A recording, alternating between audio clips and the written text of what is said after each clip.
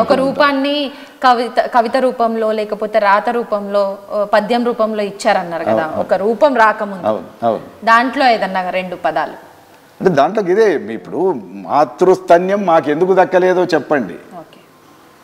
మీ తెలంగాణ తెలుగు తల్లే మా తల్లి అయితే మాతృస్తన్యం మాకెందుకు దక్కలేదో చెప్పండి. ఒకరికే పాలిచ్చింది, ఇద్దరికి ఇవ్వలేదు.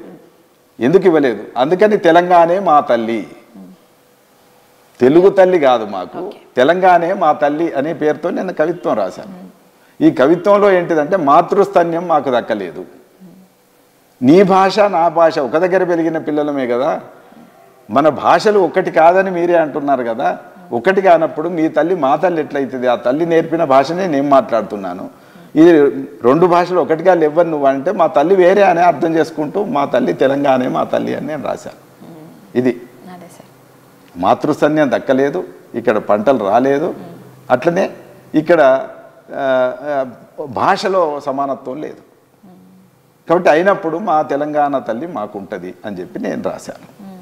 అంటే ఏదైతే దాశరథి మొదట 47-48 చెప్పిండో ఆ కొనసాగింపు ఉద్యమ కాలంలో మరింత పదునెక్కి మా భాష అనే భావనతోని రచయితల భాష అని చెప్పాను. అట్లనే బతుకమ్మకు సంబంధించి కాళోజీ నారాయణరావు గారు ఎప్పుడో 69-70 నాటికి ఆయన బతుకమ్మ పేరుతో కవిత రాశారు.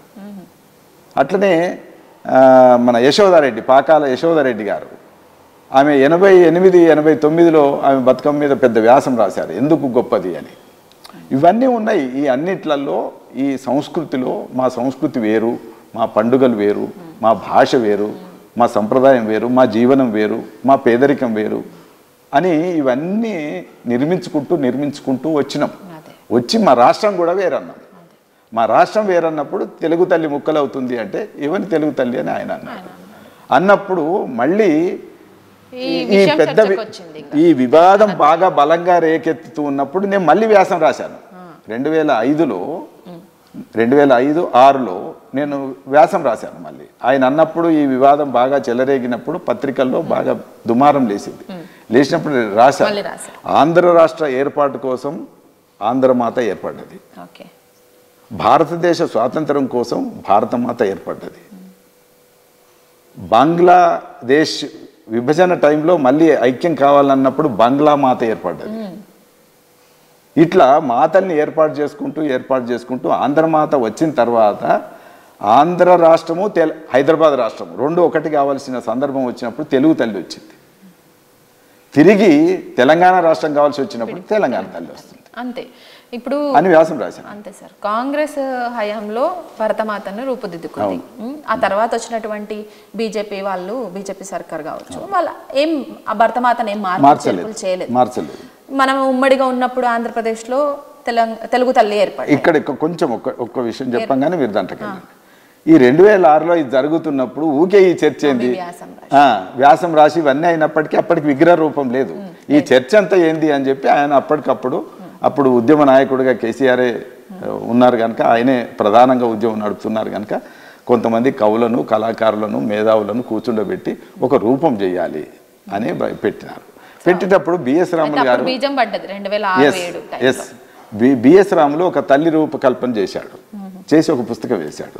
అది బిబిఎన్ చారి అనేట ఆయన రూపొందించాడు. అప్పుడు సామాన్య స్త్రీగానే ఉంది మొదటి రూపం. ఆ సామాన్య స్త్రీగా ఉన్నప్పుడు మళ్ళీ కేసీఆర్ ఆలోచించి అట్లా కాదు, గౌరవభావం ఉండాలి, దేవతామూర్తి రూపం ఉండాలి అని చెప్పి ఆయన మళ్ళా చేసి దాన్ని కొన్ని చేసి ఆ బతుకమ్మ ప్రతీక ఇవన్నీ ప్రతీకలు పెట్టి ఆ రూపం చేశారు. అది ఊరికే జరగలేదు. పంటలు ఆ చేతిలో ఉండేటటువంటి జొన్నకర్ర కానీ ఇవన్నీ కూడా పెట్టి ఇంకొక చేతిలో సంస్కృతి, ఒక చేతిలో పంటలు, ఇవన్నీ పెట్టారు. కిరీటము, వడ్డానం అవన్నీ కూడా అక్కడ కూర్చున్న మేధావులు లేదా కవులు, కళాకారులు అందరూ కలిసి నిర్ణయించారు. అంటే ఒక దేవతామూర్తి రూపం అన్నప్పుడు భారతమాత ఎంత గంభీరంగా ఉంటుందో, ఆరాధనీయంగా ఉంటుందో అట్లా ఉండాలి అని అనుకున్నప్పుడు కిరీటం కూడా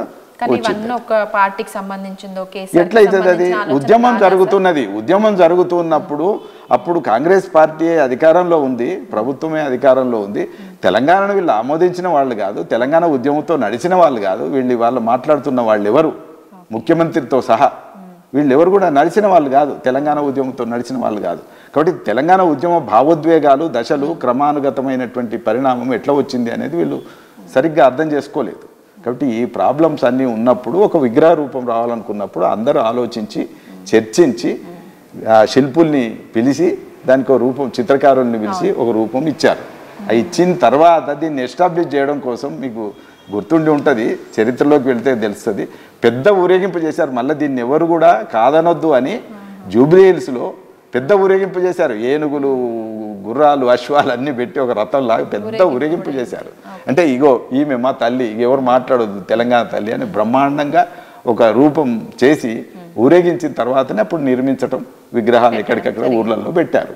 ఆ రోజున తెలంగాణ ఉద్యమ అవసరాల రీత్యా భావోద్వేగం పెరిగి గ్రామాల్లో కూడా పట్టణాల్లో కూడా తెలంగాణ తల్లి విగ్రహాలు స్థాపించుకున్నారు. అది ఒక ఉద్యమంగా నడిచింది.